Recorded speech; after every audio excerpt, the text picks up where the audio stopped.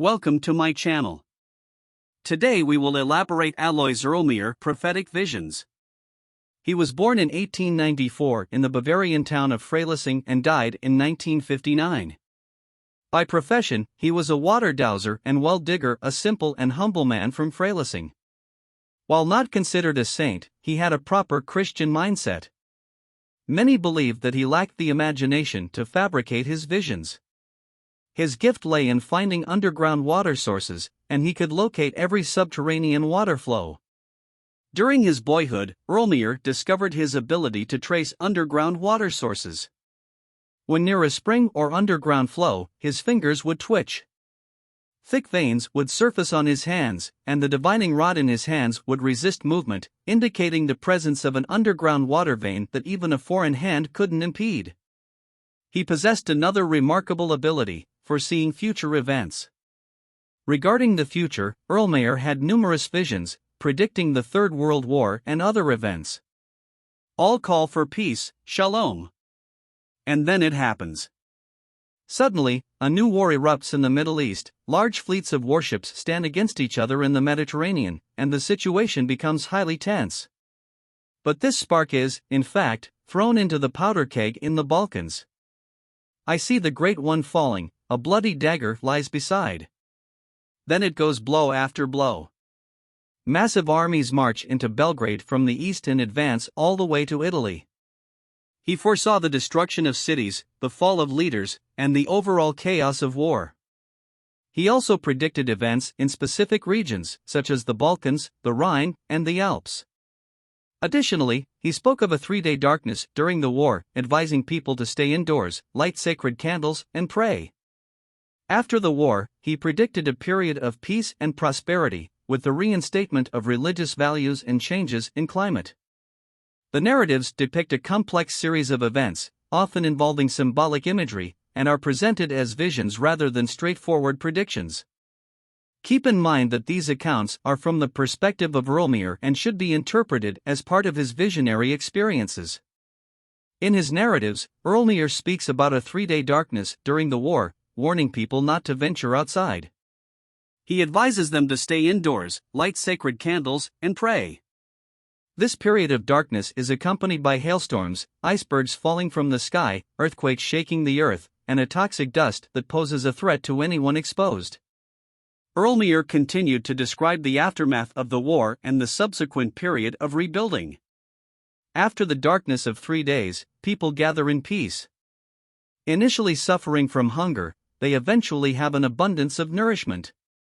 Those without land move back to nature in the countryside, where a once deserted area has become a fertile plain.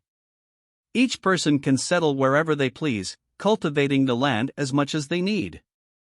There are few people, and merchants stand at the doorstep saying, "Buy something, or I'll perish."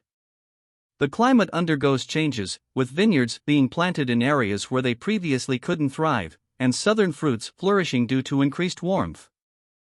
Following the catastrophic events, a long and happy period ensues, providing well-being for those who have experienced the hardships. Irlmeier then suggests that, influenced by these climatic changes, Russians suddenly move northward. The last battle unfolds around Cologne, and after the victory, a fleeing pope crowns the emperor. The duration of these events remains uncertain, as Irlmeier sees 3 lines but is unsure whether they represent 3 days, 3 weeks, or 3 months. In his visions, Irlmeier emphasizes the importance of the third 9, indicating that the third set of 9 brings peace. People are required to start anew, echoing the ways of their forefathers. It's important to note that these descriptions are based on Irlmeier's visions and should be interpreted as such.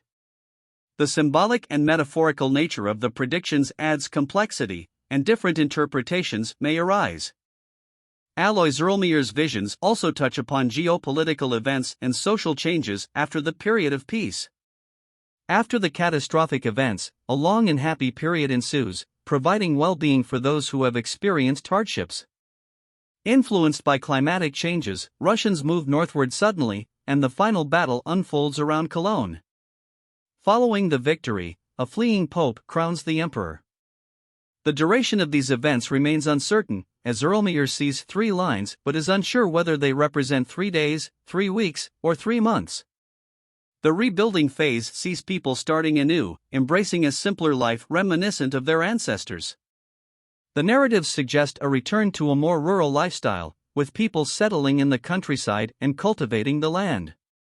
The vision includes a sense of abundance, with people having enough to eat. Irlmeier also touches upon global changes, indicating shifts in climate that allow for the successful cultivation of vineyards and the growth of southern fruits in areas previously unsuitable.